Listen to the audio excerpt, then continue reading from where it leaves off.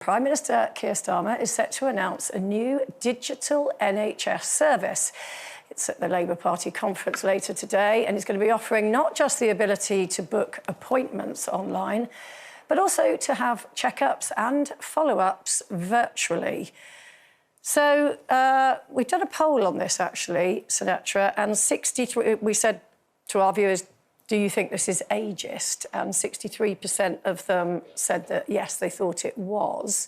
Where do you stand? Well, I feel like we have to be really conscious that if we fall behind the rest of the world with their private health system, then our public health system ends up looking like we'll be such lost leaders there.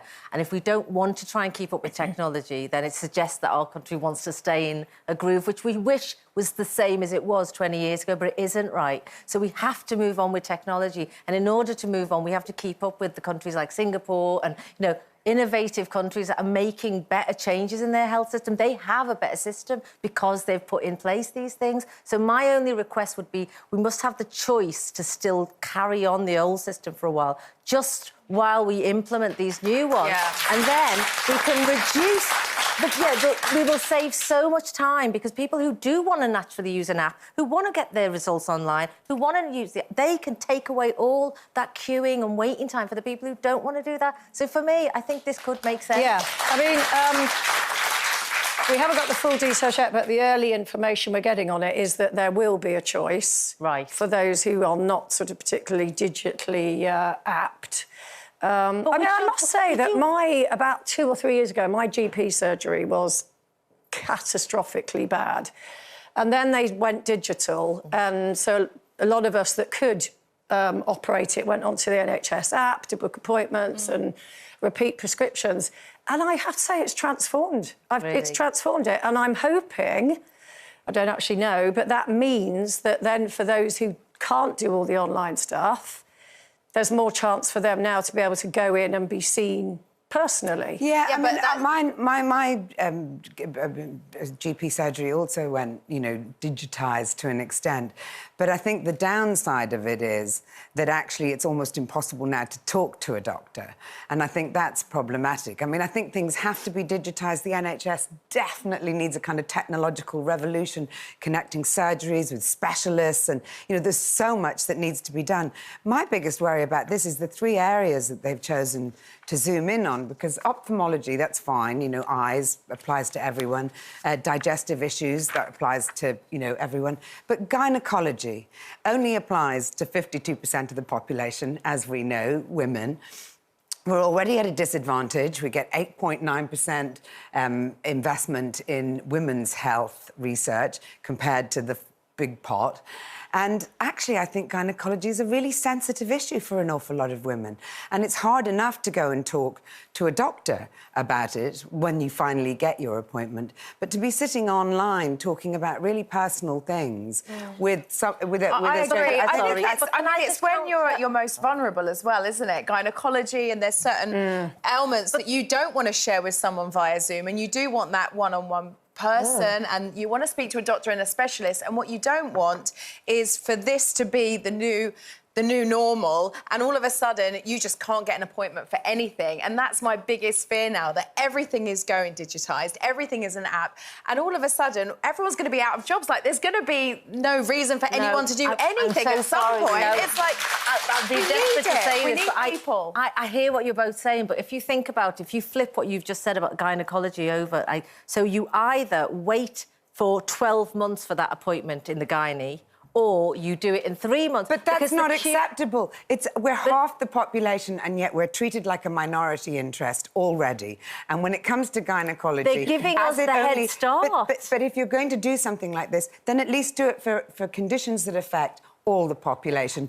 Don't include something that affects... No, I think it's very pro-women. I think it's helping us because we don't want to wait 12 to 18 months to have a scan that will tell us that we've got maybe something that needs treating. But that's why the system needs to be overhauled so that we're not. That's a different conversation, to capitulate and say, yes, it's fine if you just move everything to do with women online when it's already, you know, we know we don't get proper support during menopause. We know we don't get proper support gynecologically. So we're at the front of the queue this time. So what the answer is to just stick us on online? No, I just don't think that's an giving us a head answer. start rather than being the last. I'd hate gynecology to be the very last one that goes digitised, because then it's women as ever. I think it works for prescriptions. I think it works for booking appointments, for like repeat prescriptions, things like that. That's what it is. But I think but this is the start of it, Snetch, and this is the trouble. It's like we kind of get lured into this. Oh, this, and then it becomes the normal.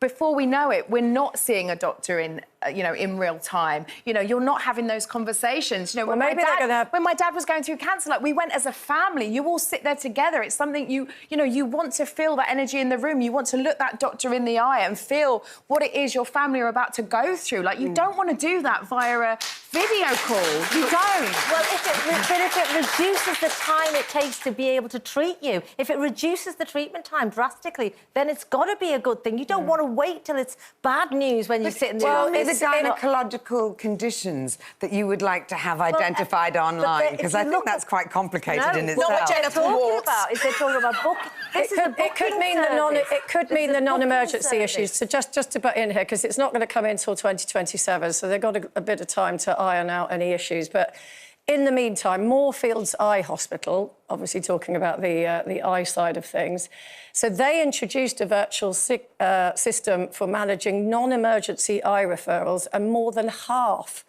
ended up being treated in routine clinics, which meant that the need for specialist treatment at Moorfields wasn't necessary. So it meant that those who did have complex issues got seen quicker. So I think that's what it's about. It's about wheedling out the non-emergencies to make it easier for those. And I would say pick more general conditions and don't, make life more difficult for women than it already is. OK, well, sticking with health, well, sort of, there's a growing trend on TikTok for making fun of mums going through the menopause.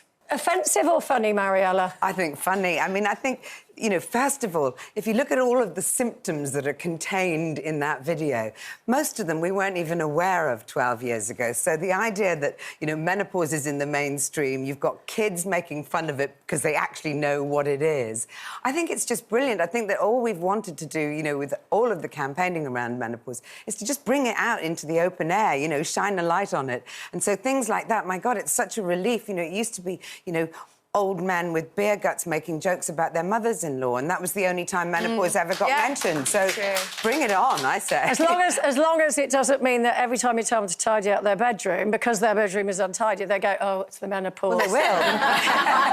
So with success comes, drawbacks. I think it's this is a natural process. I think we as women who are going through perimenopause and menopause have been talking about it so much. It is so much out there now. We've opened up the door to the conversation. So naturally, the balance has to be the kids have to start taking the mickey out of the fact that we have opened this door and all we talk about now is so openly. And we laugh at ourselves as well, which I think is really important because, I mean, if you're going through a difficult time, we all know that laughter is the greatest, anecdote.